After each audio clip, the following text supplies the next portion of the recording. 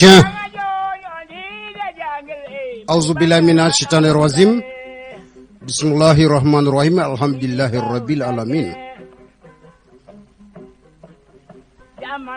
Renouveau kanumbagaw.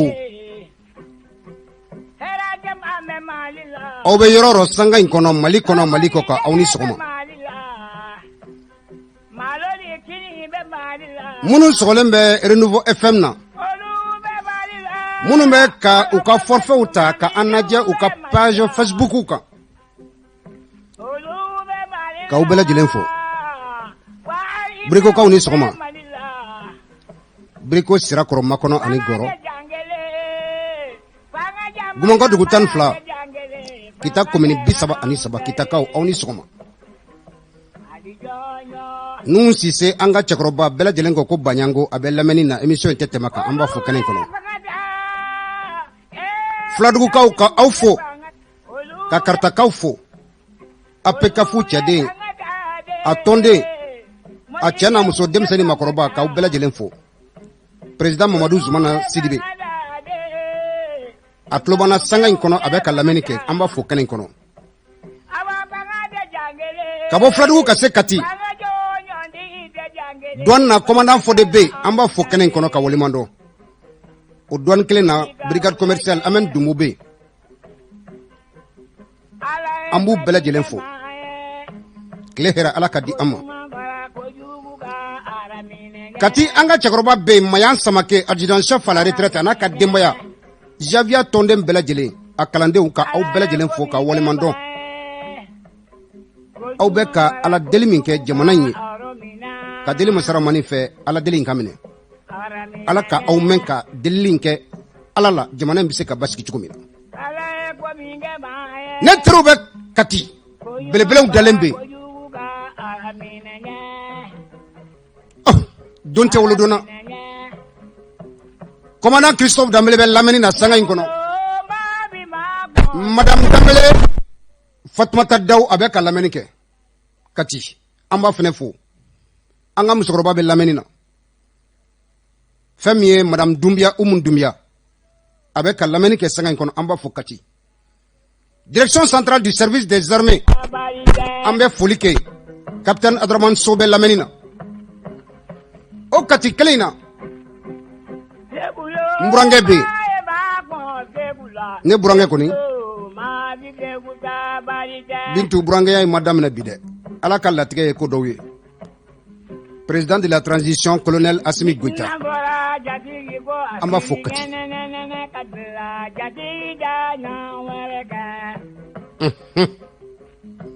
Lieutenant Seba Jarabe a bɛ ka lamɛnni kɛ Madame Jara Safiatou Nyato Alama. Madame Jara Safiatou Jawara a bɛ lamɛnni na. Lieutenant Cheikhna Sibi Madame Sibi Umu Diko Katikaw aw ni sɔgɔma. Ko denw ka ca bunadamaden ka diɲɛnatigɛw la. Don bɛɛ n'a dugusɛjɛ kan. Ni n bɔra Kati n bɛ jigin Bamakɔ. Yani n ka jigin n bɛ Kolonkolon ka taa Kuluba. Ponge fɛn min ye Madame Maïga Fanta Maïga a bɛ lamɛnni na sanga in kɔnɔ Kuluba Ponge k'a ni sɔgɔma. État-major la ne tɔgɔman bɛ yen. Général de division Ibrahima Daïrou Dambele. Mon général k'i fo k'i waleɲuman dɔn ko Ala ka kanu to hali bi. Madame la ministre des transports, des équipements et infrastructures, Madame Dambele Madina Sissoko i ni sɔgɔma.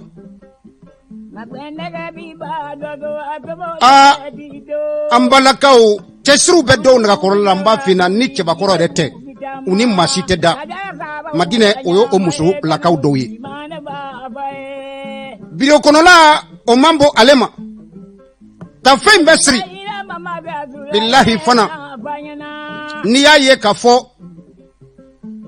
ni muso in wagati dɔw la pantalon bɛ don a bɛ don bɔgɔjiw la a bɛ i kunda togodaw kan Mali sirako bɛ cogo min ko ale tɛ se ka sinɔgɔ n'a ye Mali siraw ye. Fɛɛrɛ kuraw ka sigi sen kan fasodenw bɛ se ka lafiya tagasegin na cogo min na o baara in o kalifala musoba in na. An bɛ Alahu Taala deli Ala ka baara ta fanga di an ma.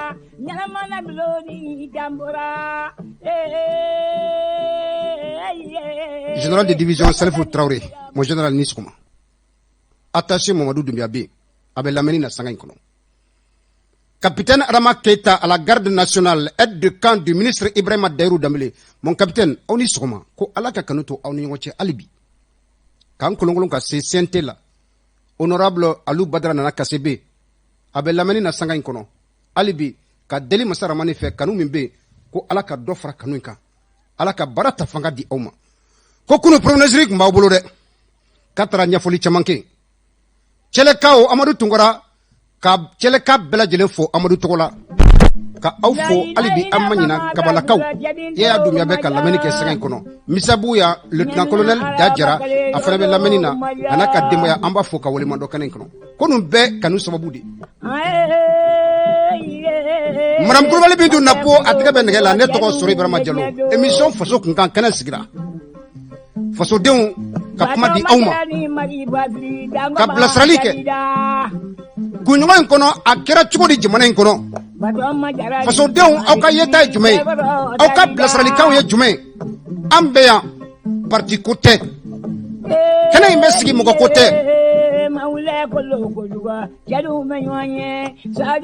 faso ko di bela jelen ko don belebele avec la meni ke Basila général de corps d'armée Amadou Aya Sanogo anaka demaya madame Sanogo Assanatu Dumia amba fo kanen kono ko alaka kanuto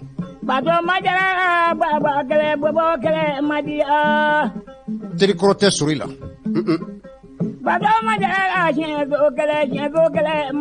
bako jikroni capitaine Amadou Konarebe madame Jara madame Konare Lafia Jara afana be lamen na sangai kono ambu bela jelen fo ko alaka kanuto ani waje jamana kodo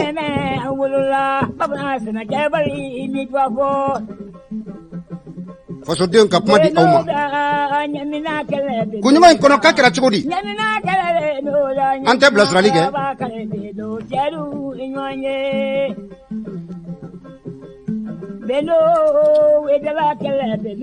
Bintou nanye blasrali ke amiri betaro chama kunyuma kono ko jitrundura de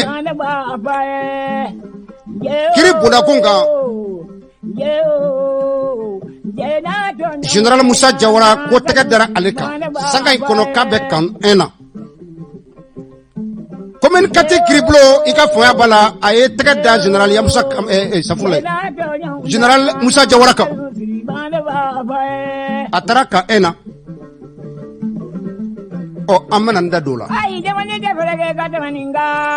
ne fa ida eki hakilla tege komi ngomi ramode sabula aw ya do min ke jamana yi kata aw kan laban sula jamana yi abet tango me ate d'Afrique ni ala sonoma oni ko yiba kono kibaro bora kabi ko mammi be ka foya bala nakumba fe ka dangari ne burange ni la no ye président Assimi Goïta ko tege dara cenka akme Allah sogone kumbe yoro dola no ye sécurité d'état sagalu kumbe sena hukumu kono la bana do ya soro o ya ikunda akani Gabriel Touré bana njugura ya wile na congé o yoro kele wala ika fola la o docteur sola ko aye diato akira chudi mune kira mena kuma di o manga ta don doni kono premier ministre Sokal ko kala mayga akme député o nyakoro Barami n'a pas fait qu'à ce qui 5 ans avait faux au Manazraka la présentation du plan d'action gouvernemental. Atako folo ataraka nyafolike anka siente mauye sebe la kono. Nega kaya tan woro sanga bisaba ani wolomla aduna kana kono kuma dirama kuma damnena. Ay nyafolike. Wakati kunguruni mimbe no ye kalo seginye. Barami ni aba fe ka sigi 5 ans ay nyafoli kala ka fesali ke angara sente mamuru nyakoro la kunu ma bena di awma anga président Assimi Goïta ko ni malien bɛ wuli ka dɛmɛ kan ka wuli ka dɛmɛ ni an tɛ wuli ka dɛmɛ o kɔrɔ de kan tɛ Mali ko la ko ja hali politiciens b'a dɔn ko ni sɔrɔsi cɛ in ko bɛnbaliya min bɛ ni a y'a ta ka ɲɛsin bɛnbaliya yɛrɛ tɛ dɛ ni Macron ye bɛnbaliya ta ka ɲɛsin Assimi Goïta ma ko ja Assimi bɛɛ tiɲɛ de kalama Mali ko in na Choguel Kokala Maïga a ye ɲɛfɔli kɛ ni Ala sɔnna an bɛna kuma di Choguel Kokala Maïga ma an ye Idrissa Amara Keita Mali avion bolila kɔrɔ don a fana bɔra Assimi ka yeta ja an ka armée bɛ bolo min kan bi min yɛrɛ kɛlɛ bɛɛ lajɛlen kɛlen bɛ ka Assimi dimi ni a ye tiɲɛ fɔ Macron accord de défense min bɛ an ni ɲɔgɔn cɛ ne t'a la dɛ i sigi i bɛ jana ye k'i sigi an ka sɔn ni accord de défense ni an ka yɛlɛma don la sabula e bɛ Mali kɔnɔ MINUSMA bɛ Mali kɔnɔ san joli duguw bɛ ka ci kanw bɛ ka ci aw dun bolonɔ bɛ aw ni anw cɛ wagati sera ten sa kɛwale in ka dabila Assimi Goïta tiɲɛ in fɔra Macron ye don min kana bila bi la a ye bɛnbaliya ta ka ɲɛsin ni président ma a ye bɛnbaliya ta ka ɲɛsin ni fasoden ma a ye bɛnbaliya ta ka ɲɛsin ni sɔrɔsi cɛ in ma sɔrɔsi cɛ in ko ni bɛnbaliya bɛ ale ni Assimi Goïta cɛ safurulayi Macron cɛ ko Mali ko de don dɛ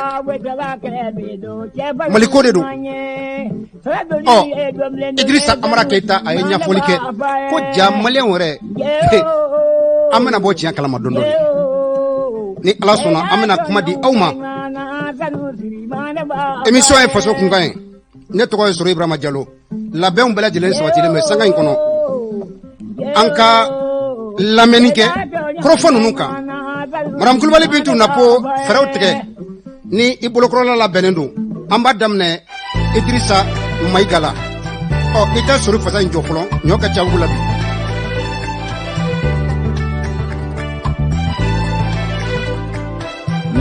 Idrissa Amara Keita ye Mali avion bolila kɔrɔ bon mun b'a fɛ ka faamuyali mun d'aw ma kɔsadani na Assimi kanto ko ka accord de défense ni ko ka yɛlɛma don a la mun kelen kɔsɔn bon parce que accord de défense filɛ nin ye o kɛmɛ ka Mali tigɛ fila de ye k'a daminɛ Segu marakala ka yɛlɛ fo Tesaliti o bɛɛ lajɛlen bɛ Faransi ka hukumu de kɔnɔ ni avion ko ko a bɛ taa ye i b'a ɲini Faransi fɛ 24 heures avant c'est-à-dire l'heure 24 sani a don cɛ munna n b'o fɔ ye parce que ne bɛ retraite la nka Mali compagnie kura o ye ne ta pour que ka avion boliko fɛngɛw ɲɛnabɔ bon o kɔnɔna na ni Mali avion kan ka taa Tombouctou Mopti ou bien Gao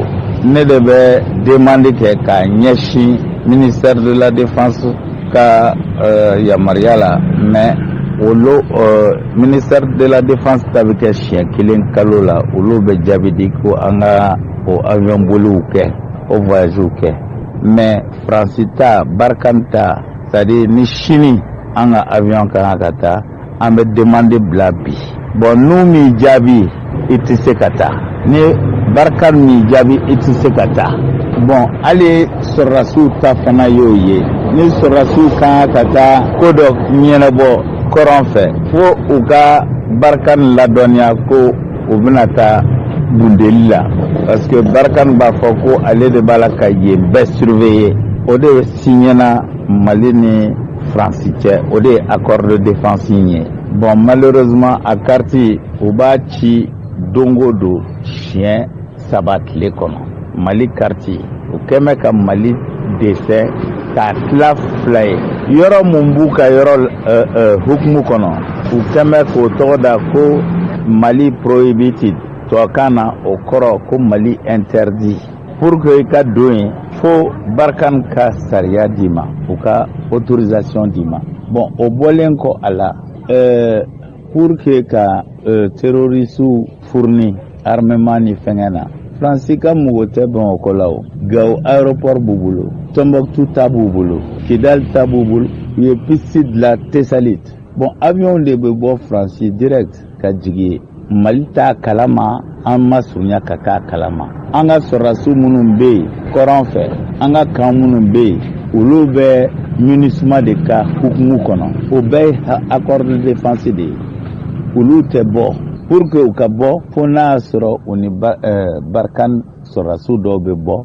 ou bien u ni MINUSMA sɔrɔdasiw bɛ bɔ bon donc o de la Asimu y'a ɲini accord de défense a ka renouveler bon o fana bɛ o accord de défense kelen a bɛ Russie bloqué dɔɔni pour que kana k'u ka munumunu kɛ il faut que a ka fɔ ko bon accord de défense ni a wulila an b'o de nɔfɛ et ça c'est plus important que tout au ko ka gɛlɛn ni accord d'Alger ou ceci cela o bɛɛ woro bilanjila ye mun ka gɛlɛn n'a bɛɛ o accord de défense ye bon IBK de y'o signé a ma tɛmɛ assemblée la k'a fɔ ko fasodenw k'u hakilina d'a kan foyi c'est IBK qui a signé bon donc il faut que o accord de défense de ka wuli o de y'a to bi na France bɛ ko bɛɛ kɛ pour que ka sɔrɔdasi ninnu bɔ yen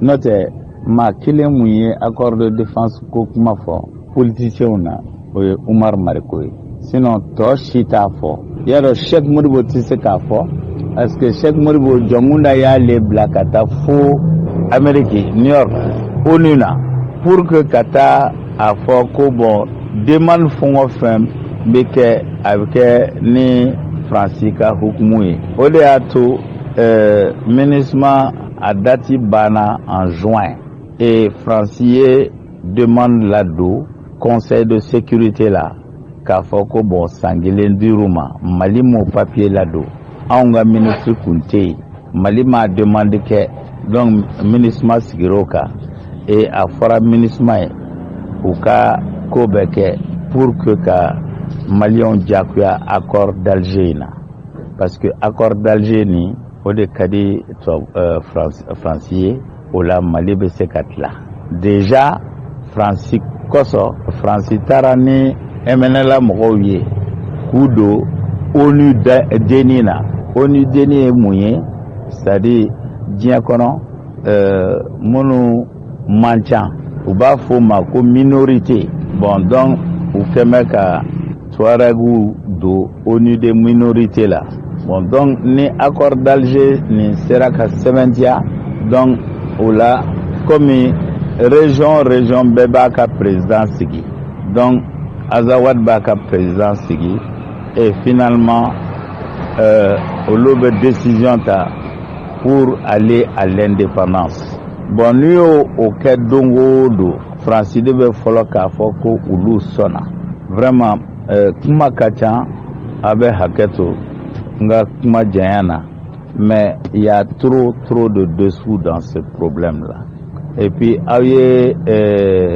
kiriko in fɔ kiriko in nana cogo di Musa gɛnna u kɛlen ka Musa gɛn u ye kiriso kɛ fila ye faamaw ka kiriso ani fantanw ka kiriso donc hali ni ko k'i bɛ faama mun minɛ bi na faamaw ka kiriso sigilen tɛ parce que an bɛ période d'exception de la bon ni ko k'i b'u wele kiri la o n'a f'i ye ko ko olu ka kiri haute cour de justice de fait o de y'a to o donna Kasim ye dɔ wele a ka plateau kan ne yɛrɛ ye Kasim wele k'a to o plateau kelen kan k'a fɔ a ye n ko bon a k'u ɲininka mun na an tɛ se k'a fɔ cour constitutionnelle ye a ka fanga don CNT la pour que CNT ka vote kɛ pour que ka haute cour de justice interdit o la zonba kulew fɛn o fɛn bɛ yaala la yan olu bɛɛ bɛ se ka minɛ donc o yɔrɔnin fana bɛ yen vraiment jamana ɲagaminen don bon n tɛna n da don entre Mariko et puis Ben le cerveau bon ne fɛ bon Ben bɛ sira mun kan bon sira jugu tɛ sira ka ɲi bon Mariko bɛ fɛn caman kalama donc o de la Mariko bɛ to ka kuma Donc an ka ɲɔgɔn faamuya pour moi ni fila bɛ kɛlɛ de la pour que Mali ka bɔ nɔgɔ la. Je vous remercie. Nga kuma jana. Hakatila. Madame Kulibali Bintou Napo ni kun ye Idrissa Amara Keita. Mali avion bolila kɔrɔ don.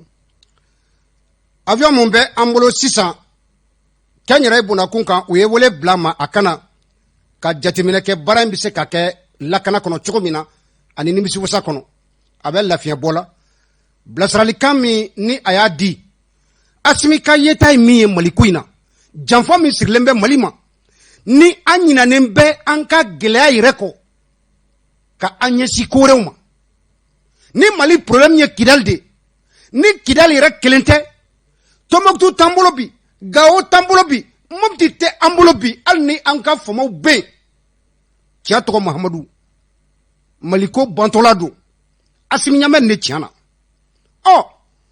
politicien wɛrɛ bɛ yen u bɛ bɔ ka bin na a ye élection kɛ jamana tɛ ko ka élection kɛ Sokɛli Kokala Mayiga a ye dakura damadɔ fɔ miniti 5 kɔnɔ an ka fɛnɛ lamɛn a ka bilasiralikan a bɛ nansarakan na Asimi ka yeta Sokɛli fɛnɛ y'a jateminɛ cogo min na an ka jɛ ka nin tiɲɛ ninnu an ka ɲɛfɔ ɲɔgɔn na ka hakili jigin kɛ. Pour être plus précis, il est bon que je vous rappelle comment est-ce que l'intervention française est survenue au Mali. Vous savez que les interventions militaires étrangères respectant la légalité internationale se font suivant les principes et la charte des Nations Unies. Il y a précisément l'article 51 et 54 qui permettent des interventions étrangères dans un pays.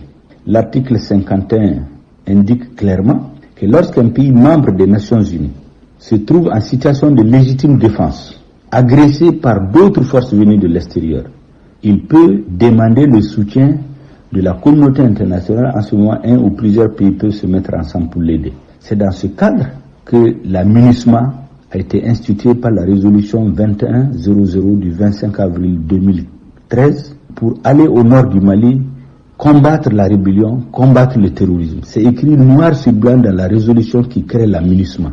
En juin 2014, la résolution 2164 a précisé que la MINUSMA doit faire des patrouilles de longue portée, traquer les terroristes, les empêcher de revenir se réinstaller d'où ils ont été chassés, de protéger les populations civiles. Ces deux résolutions disent clairement que la MINUSMA doit faire la guerre contre le terrorisme. Ce qui est tout à fait différent de ce que la MINUSMA est en train de dire aux Maliens maintenant, qu'elle n'est pas venue pour faire la guerre. Ça, c'est l'article 51, la charte de l'ONU. L'article 54 indique que lorsqu'un État membre de l'ONU est agressé de l'extérieur, il peut faire appel à un ou plusieurs membres de l'ONU pour l'aider. C'est suivant cet article que Dioncouna Traoré, président de la transition, s'est adressé au président français François Hollande pour demander l'appui de la France. Et dans cette demande, il était dit clairement que c'est un appui aérien et en renseignement qui était demandé. Il n'était pas prévu des militaires français au sol. Appui aérien et en renseignement. Écoutez-moi bien, c'est les soldats maliens qui devaient libérer notre pays. Ce qui a été fait à Konna, à Tombouctou, à Gao, c'est les militaires maliens qui ont fait le corps à corps avec les djihadistes. L'armée malienne assurait la couverture aérienne et renseignement. Mais arrivé à Kidal, à Anefis, à partir d'Anefis, la France a interdit à l'armée malienne de rentrer à Kidal. Pour faire quoi? Pour retourner à la convention du 15 septembre 1907. L'ADRA des Ifogas appartient aux Ifogas et à ceux qu'ils prélat d'y installer. Je vous en ai parlé plus haut. Qui date du 15 septembre 1907. En faisant quoi? Interdit à l'armée malienne de rentrer à Kidal, amener les militaires français à Kidal, 4000 militaires, avec un budget de près d'1 milliard de francs CFA par jour. Je précise bien, 4000 militaires, un budget de 1 milliard de francs CFA par jour, les militaires français. Elle a fait venir les militaires tchadiens, elle a fait venir les militaires de la MINUSMA. Elle a interdit à l'armée malienne de rentrer à Kidal. Et qu'est-ce qu'elle a fait? Elle est allée chercher les dirigeants du MNLA qui étaient réfugiés à Ouagadougou et à Mauritanie parce qu'ils avaient été chassés par les Moujaou et en Sardine. Les MNLA qui ne représentaient plus une force militaire, ni une force politique, ni une force morale, parce qu'ils s'étaient compromis avec les terroristes. La France les a ramenés, les a réinstallés à Kidal. Elle est allée extraire une partie d'Ansardine. Ansardine a été déclarée organisation terroriste par les Américains. Une partie d'Ansardine a été soustraite, l'adjoint de Yasser Al-Ghabas Al-Intala, pour constituer le HCUA, le Haut Conseil pour l'unité de l'Azawad. Il s'appelait d'abord le MIA, Mouvement islamique de l'Azawad. Je crois qu'on leur a dit que le mot islamique ne porte pas. Quelques jours après, ils ont transformé pour faire HCIA. Le HCIA et le MNLA réunis font la SEMA. C'est à cette SEMA que la France a remis Kidal au lieu de l'État malien. Je pense que la mère des fautes politiques que nous payons aujourd'hui, que la France paye aujourd'hui, c'est cet acte-là que les Maliens considèrent comme un acte de trahison. Parce qu'en réalité, elle est sortie de l'accord qui lui a permis de venir au Mali. À partir de ce moment, Kidal a été sanctuarisé, est devenu comme un État dans l'État, où le chef de l'État malien ne peut pas se rendre sans payer une rançon, le Premier ministre ne peut pas se rendre sans payer une rançon. La preuve, c'est que de Tatambli jusqu'à Moussa Mara, personne n'a pu aller à Kidal. Moussa Mara s'est entêté pour aller à Kidal. Le résultat, c'est quoi? C'est la mort de plus de 150 de nos militaires, les préfets, les sous-préfets égorgés. Le Premier ministre, Soumaïlou Boubé-Mega, en 2018, pour aller à Kidal, il a payé une rançon pour avoir l'autorisation de passer 2 heures de temps. Ibeka n'a jamais pu aller à Kidal jusqu'aux élections présidentielles, où il a payé une rançon, autorisé à passer une nuit. Donc Kidal est devenu un État dans l'État, avec la SEMA, qui autorise qui elle veut, qui fait ses défilés militaires tous les 6 avril pour fêter la fête de l'indépendance de l'Azawad, qui extrait ses mines d'or, qui a ses juges, qui a ses prisons, qui a son armée. Donc c'est un État dans l'État. Et cet État est protégé par la communauté internationale. C'est ça la triste réalité. Et il est important que les Maliens le sachent. Me semble-t-il, c'est ça la raison du mécontentement actuel des Maliens. Bintou, il est Choguel Lamé, il est Idrissa Amara Keita Lamé. Ni bela jelen de ya to i ka fanya bala fɛn min ye an ka président Assimi Goïta a ko Macron bɛ min dɔn k'ale b'a dɔn k'a tɛna diɲɛ n'a ye fiyewu. Macron Mali ka to Macron bolo min ka d'a ye a ko kɛ Mali la k'a tɛ diɲɛ n'a ye. Gɛlɛya bɛɛ lajɛlen filɛ ni maa fila ni ɲɔgɔn cɛ tiɲɛ ka fɔ jamana ka jɔ. An ɲɛ tɛ nin si la an ɲinɛnen bɛ nin bɛɛ lajɛlen kɔ an bɛ min nɔfɛ bi o ye kalafili ye. Ka kuma lajɛ ya Choguel ka kuma in ma kɛ kunun dɛ. Décryptage dun a y'a ka analyse boli min bɛ ka kɛ jamana kɔnɔ ni tiɲɛ dogonnen bɛ fasodenw na ni an ka sɔrɔsi minnu bɛ fanga la bi n'u y'an bɔ o tiɲɛ na n'u bɛ ka o tiɲɛ ko banque Macron ɲɛkɔrɔ ni Macron bɛ ka dunu ni bala ta ka diɲɛ bɛɛ minɛ n'a bɛ ka diɲɛ bɛɛ wele Mali kama bi sɔrɔsiw ka yeta filɛ Mali ko la janfa min n'a talen bɛ ka ɲɛsin Mali ma sɔrɔsiw ko k'olu bɛ Mali bɔ ni janfa in de kɔnɔ. Maa minnu bɛ n'u ye jamana in mara san 30 kɔnɔ namara ni sonyani la ni o warimugu b'u bolo u bɛ ka jamana buruja u ye jamana nafolo bɛɛ ta k'i sigi n'a ye k'u bɛ na fanga ɲini an bɛ jamana to ninnu bolo jamana bɛ lahalaya la.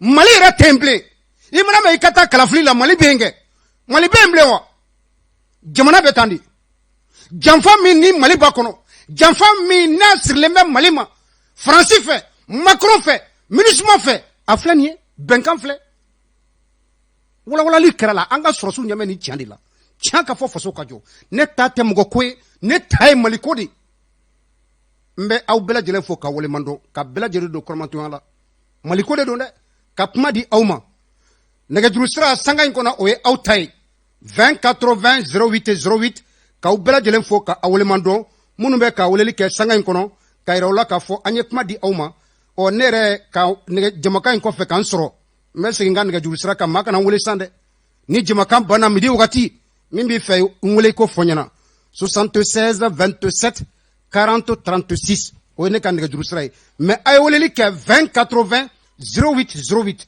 an mako bɛ o de la sanga in kɔnɔ bilasirali ka kɛ bonya ni karama kɔnɔ donc k'aw bɛɛ lajɛlen fo k'aw waleman dɔn nɛgɛ kaɲa 8 sanka 35 an y'o sɔrɔ an bɛ kuma di aw ma fasodenw an ka bilasirali kɛ an ta ye Mali ko de mɔgɔ ko tɛ ala sigi sigo donc madame Kulibali Bintu Napo dɔ bɛ da la da yɛlɛ a ka don an ni sɔgɔma wa aleykum salam i bɛ a kɛ to an tulo t'i la kosɛbɛ Ibrahim Sissoko ka bɔ min bisimila Wage kuma b'i bolo a diyara n ye ala ka kanu to foli diyara n ye merci beaucoup bɛɛ n'i ka tiɲɛ tiɲɛ ka fɔ faso ka jɔ fasodenw an ye kuma di aw ma weleli ka kɛ nɛgɛjuru sira la 20 80 08 08 dɔ bɛ da la dayɛlɛ aw ni sɔgɔma a kɛ to i tɔgɔ ni jamu ka weleli kɛ ka bɔ min i Jalo Katikaw dun Kati kɔkɔkaw bɛ yen i bɛ n ka président fo bisimila ala de b'i sara inshallah billahi ni karalo Mali ko da asimi sɔrɔ an bɛ dɔ kalama nin ko la koyi ni Maliyɛnw b'u cɛsiri ka asimi dɛmɛ ka jukɔrɔma dɔgɔtɔrɔw Mali ka jɔ an b'a tuma la dɛ élection anw tulo t'u la koyi anw ɲɛ tɛ élection na Mali ka segin a yɛrɛ ka indépendance la an ka k'an yɛrɛ ye Mali ka kɛ kelen ye mais imagine que sɔgɔmada ne yɛrɛ bɔra mun kalama n'a fɔra ko Mali tilalen don fila ye hali vol aérien bɛ taa zone wɛrɛ la fo ka autorisation de ɲini 24 heures en avance ko Mali an sigilen don ko élection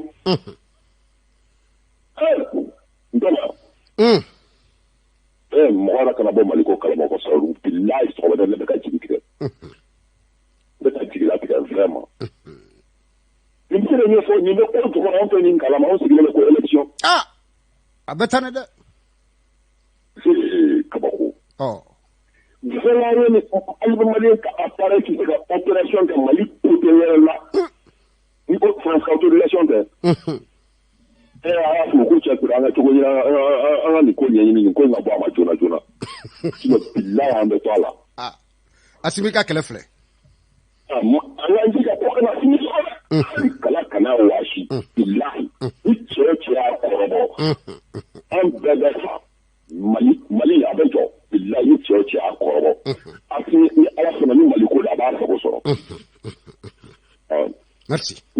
merci beaucoup an bɛ Katikaw fo sanga in kɔnɔ u bɛ lamɛnni na n y'o de fɔ n ko hali bi Mali bɛ jɔ ni Mali jɔbaga nana san o san Mali bɛ jɔ a jɔbaga natɔ filɛ a nalen filɛ Mali ko de don 20 80 08 08 ne ka nɛgɛjuru sira aw b'aw jɔ ni émission banna midi wagati min b'i fɛ i bɛ n wele ka i fɛ la fɔ a bila ka don Bintu i ni sɔgɔma Safurulayi min bɛ da la a bila ka don Bintu allo an sɔgɔma an sɔgɔma Seydou ça va a kɛ to i tɔgɔ ni jamu ka weleli kɛ ka bɔ min ne tɔgɔ Isa Konate ka bɔ Gomi i Konate Isa i bɛ faso kunkan kɛnɛ kɔnɔ kuma b'i bolo o diyara n ye bisimila awa an b'i fo a diyara n ye an bɛ dugawu kɛ Asimi Ala ka ŋanaya Ala ka yiriwa amin rabi inshallah n'an nakun ye faso kɔni Ala ka sababu ɲuman k'an na bɛɛ lajɛlen amin o kɔfɛ ne bɛ yɛrɛ fo sori kosɛbɛ kosɛbɛ ka cɛsiri la faso jɔ la a diyara n ye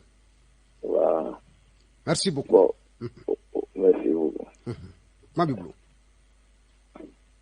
a banna awa nɔgɔyara d'accord Ala ka kanu to amin nɛgɛjuru sira o bɛ yen 20 80 08 08 fasodenw bilasirali ka kɛ bonya ni karama kɔnɔ hali bi Mali ko de don aw bɔra ka Idrissa Amara Keita avion bolila kɔrɔ cɛ min bɛ yen n'a dɔgɔnin bɛ an na ɲɛfɔli kɛra a ma Choguel Kokala Mayiga premier ministre don sanga in kɔnɔ yetaw ye min ye tiɲɛ ye min ye ni Maliyɛnw bɛ yen politiciens bɛ yen olu ka sira tɛ Mali la olu ka sira bɛ u ka fanga de la a bila ka don dɛ an sɔgɔma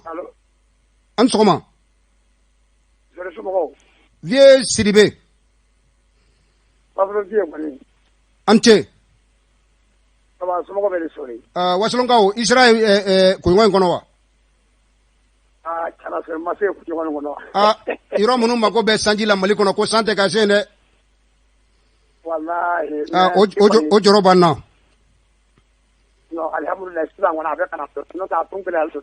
d'accord Vieux kuma b'i bolo a diyara n ye Bubula tulo bɛ folikan na sori ne kumakan juguya tɛ dɛ Ala kɛ diɲɛ jamana bɛɛ kisi marabagajugu ma amin rabi Ala ko dɔw minɛ sori ni ɲɛmɔgɔw m'a dɔn ɲɛmɔgɔw ko komɔgɔ minnu b'a ta ka bila ɲɛmɔgɔya la ko komɔgɔ ninnu fana ni ko ni de bɛ komɔgɔw la a man ɲi. Tura an bɛ kɔlɔlɔ fɛn fɛn kɔnɔ. An t'an pa kunna dɛ. Depuis kunu kɔlɔlɔ an b'o de kɔnɔ. Kɛrɛnkɛrɛnna i bɛ ka n'a ka fanga an b'a kɔlɔlɔ de kɔnɔ walahi. Sori. Marifa daburu ka bon ni pigi daburu ye. Mais sori pigi bɛ cili min kɛ an bɛ don min na ko bi marifa t'o ci kɛ. Sori kɛlɛ tɔ min na b'a sɔrɔ siɲɛtiri ma i ka siɲɛtiri de filɛ karisa de y'a signé. K'a de y'a signé nin y'a signé. État de continuité de sori a bɛ gɛlɛya don dɔw ka fara la ka sɔrɔ hali i n'o fɛ. An bɛ kɔlɔlɔ min kɔnɔ an bɛ kunu kɔlɔlɔ de kɔnɔ. N'a fɔra ko a siɲɛna ko siɲɛtiri de tun b'an ni ɲɔgɔn cɛ kɛrɛnkɛrɛnnenya accord défense. An bɛ mara min kɔnɔ ninnu ma accord défense nin signé o. Mais e ka continuité de o diyagoya de parce que fɛn dɔw bɛ kɛ i bɛna baara sɔrɔ yen nɔ mais i b'i ka hakilimaya la i b'a lajɛ sisan de fili min donna a kɔnɔ surtout accord minnu bɛ signé an ni ɲɔgɔn cɛ wagatiw de b'a la. Kosɛbɛ. O tɛ i b'a fɔ accord défense min signé i bɛ ka n'a ka mɔgɔw bolo. Mais accord défense a ma bɔ de ko k'a renouveler sisan wa. Asimi Kote. Asimi bɛ ka min fɔ bi. Mais a bɛ kɛ ten de sɔrɔ normalement a kan ka kɛ ten de o. A bɛ ka min fɔ n'a dara an bɛ ka min mɛn n'o cɛ k'a ko de ko ka yɛlɛma don a ko kɔnɔ sori. Sori an b'a soutenir o kan dɛ parce que an b'a dɔn accord défense in bɛ k'an ka. E ka dugu bɛ se ka kɛ cogo di sori kɛlɛ bɛ e min ka jamana kan. Fo e ka jamana o yɔrɔ dɔ de bɛ yamaruya ko autoriser jamana gɛrɛ mɔgɔ minnu nana e dɛmɛ olu bɛ se o yɔrɔ kan mais que e fɛ da kɛ jayɔrɔ ka kɛ se ka i ko jamana dugukolo kan. E ka ala kɛ fɛn mɔgɔ kan ka to ka nin fɛnkɛ suba ka jamana kɔnɔ. A ka gɛlɛn. E bɛ k'i bolo bɛ nin papier la cogo di. E de ta i ka jamana kɛlɛ bɛ e ka jamana de kan. E ka surasiw de kan ka e yɛrɛ dɛmɛ fɔlɔ e ka surasiw ka lakana bɛ olu de bolo i ka jamana lakana bɛ olu de bolo. Kosɛbɛ. Baara ni fɛn tɔ minnu na diɲɛ mɔgɔ tɔ minnu na bɛɛ de bɛ na an ka jamana de dɛmɛ. Mais est ce que fanga kan ka di olu ma ko ka yɔrɔ di olu ma ko olu kɛ do ye. Ka surasi bali ko kana do yen nɔ. E ni ala kɛ sɔrɔ mɔgɔ kan ka nin fɛnkɛ sugu i kan ka bigi ta ka nin siɲɛ mɔgɔ bɛ sɔrɔ i ma. A ka gɛlɛn. Sori an bɛ min fɔ Asimi n'a ka mɔgɔw ɲininka. Accord jugu fɛn fɛn bɛ yen an b'a sɔrɔ ko wulu nɔ don dɛ. N'a fɛn o fɛn dati b'a ye k'a fɔ de ko nin wagati de kan ka renouveler. A tɛ jɔ jɔyɔrɔ la sori. E bɛ bila kunu de ko sori. Wa n bɛ min fɔ ɲɛna sori ka bɔ kuma la. Sori a bɛ ko dɔn maa de bɛ ko dɔn sori. Maa de bɛ ko kalama maa dɔ mɔgɔ kalannenw de don. An fɛnɛ ko la kalama ni fanga n'a ka gouvernement an tɛ ko dɔn n'a ye ko sori. Mais ka min fɔ ye ka bɔ kuma la sori. Sori a k'i kɔlɔsi to bigi la ka tɛmɛ marifa kan n b'o de fɔ sori ka bɔ kuma la. Sori bigi ma ɲi dɛ. Bigi b'an bɛɛ kalama bigi ma ɲi dɛ sori. Ala ka tile hɛrɛ dama ne balima. Amina rabi inshallah ala ko dɔ minɛ. Nin kun ye Vieux Sidibe a tun bɛ ka weleli kɛ ka bɔ Amdalayi AC 2000 la. Sanga in kɔnɔ ka bɛɛ lajɛlen fo ka walemadɔn minnu bɛ ka weleli kɛ nɛgɛjuru sira la ka yira u la k'a fɔ yamaruya dira an ka don direct la n'o ye 20 80 08 08 o b'a yira k'a fɔ a bɛ se ka weleli kɛ o de la pour que an ka se ka ɲɔgɔn sɔrɔ bonya ani karama kɔnɔ mɔgɔ caman y'a yira k'a fɔ dugumasira bɛ ta la wagati dɔw la k'o ye ɲɛnawoloma ye o la sa ɲɛmaayaso ko bɛɛ lajɛlen ka don nɛgɛjuru sira fɛ 20 80 08 08 ka yafa deli kɛ aw fɛ aw minnu bɛ ka an wele sanga in kɔnɔ Maliko de don Bintu ni dɔ bɛ da la dayɛlɛ a ka don. Aw ni sɔgɔma. Anba, Rasira. Denbaya bɛ di? Torosu. Hakɛ to i tɔgɔ ni jamu ka weleli kɛ ka bɔ min? I balimakɛ ni kɔrɔkɛ don Samidu Jalo. Bisimila Samidu i bɛ faso kunkan kɛnɛ kɔrɔ. Sori i bɔra ka kuma saba fɔ sisan. Cheikh Amala ka intervention. Cheikh ka intervention. Kabini démocratie kelen nana. Mɔgɔ ma dɔnniba de ka tiɲɛ fɔ malidenw ye Maliko la ka tɛmɛ Cheikh ta nin kan. Mɔgɔ ma de ka tiɲɛ fɔ Mali ye denw ye k'a fɔ k'a ye tiɲɛ sɔrɔ a ka baara kɔnɔna na ne bɛ mɔgɔw la kunnafoni Mali cogoya kan. Ani Assimi ka position. Yani an ka diriger ko élection. Fɛɛrɛ bɛɛ ka kɛ élection ka prolonger. An ka refondation nɔfɛ tant que ma refondation kɛ foyi tɛ se ka ɲɛnabɔ. Parce que fanga tacogo a man ɲi. Depuis 91 à aujourd'hui fanga tacogo a man ɲi. parce que nous sommes toujours pas une minorité, on va faire la boue, Hagin pas les taras, au côté attendez là. Il faut que les Américains, tu vas donc Hagin à d'autres, tu vas donc Hagin Night, de Kaya, Kidal. Transition va prolonger sur ce qu'on va baraquer, les fondations Kakia, vous savez, on va faire Kakia. Ça, les fondations Maquet. Maldo Hagin a été de mal à radio. Mais je dis ça sur là. C'est de mal à nous ready, nous avons au bote.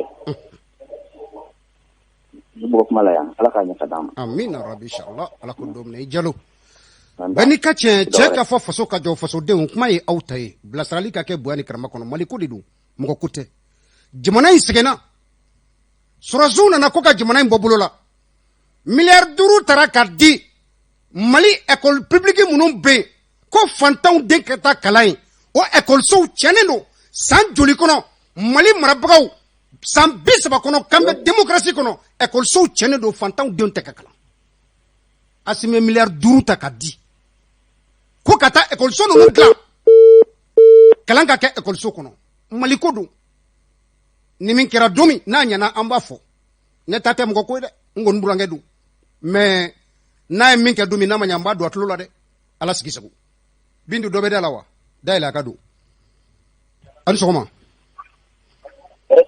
Anbara, itu kan jamu kawalil ke kabomi. Lamin menda kabu bangmara. Lasin bismillah kuma bibulu. Alhamdulillah. Anda mi fokus ni. Kaki jo joro. Har ni mali poliso ye kureda labe. Ka mo ka Francis militaire do ke mali president. En population en de wuli ka fogo dola ka pati mu sala dola mais au moins sur à qui joro la avec poso minna sisa avec premier ministre avec poso minna qui joro la amuko nous sira de droit à nous comme nous sommes là au kile ko wede an ko ni baru be poso minna ide mo to siraka voilà, avec une famille, opposition, politicien, tout ce que nous avons quand on m'a dit, nous avons dit, en bas de moi.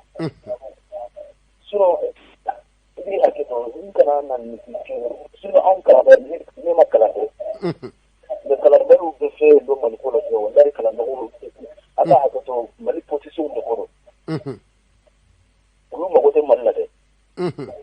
An kalam baru ma gudu malli min nasi wala na so mi kalam baru ma gudu malli sa ana so malli jora ina da dinna kalam baru de ko ka tawar ni jamara ko ka kana ka senege wala be kalam baru de ko ka ko me so yo sene kala yo taba kala be afamba be kalam baru kala kala do ban sila so no ne kalam baru yere wi position de ko wi de mari skisi ambe promo ko wi franci ka chapa tu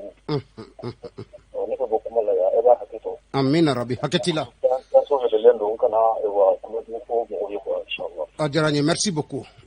Nage kan sigi sanga binani ani konoto anyo soro faso kungan kene kono faso deun kapma di awma boya ani karama kono aw ka yita e jumede faso joina blazrali ka ke alibi amma ko bodila bintu dobe dalawa dale allo oni sokoma ama sori biko foli jaranye Isa Kaba ko kosebe Isa Kaba aye foli me ani mam bubula bubula klobe foli kana aketo itoko ni jamu jone du Drissa Maiga no di katala ko banaga bugura Drissa ay Maiga banaga bugaw vraiment so madena iga suna politique vraiment jarane kosebe bismillah ni pembina toro politique français min bi malla wode bina toro wallahi ndi sayata ni français uga politique min bi malla wallahi ndi minni na chimi ko tafe na bi fe atoko ka do histoire la akana kum vérité chié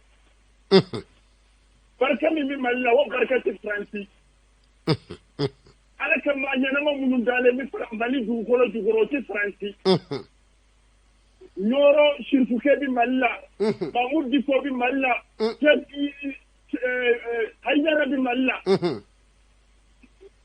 ammi min yini anga jamana nyemo fe ko fara nyemo ka politique mɔgɔ minnu b'a la ko élection kɛ kɛ sisan ni Assimi Goïta ni Choguel Maïga b'a dɔn ko élection tɛ se ka kɛ u ka dɔ fara a kan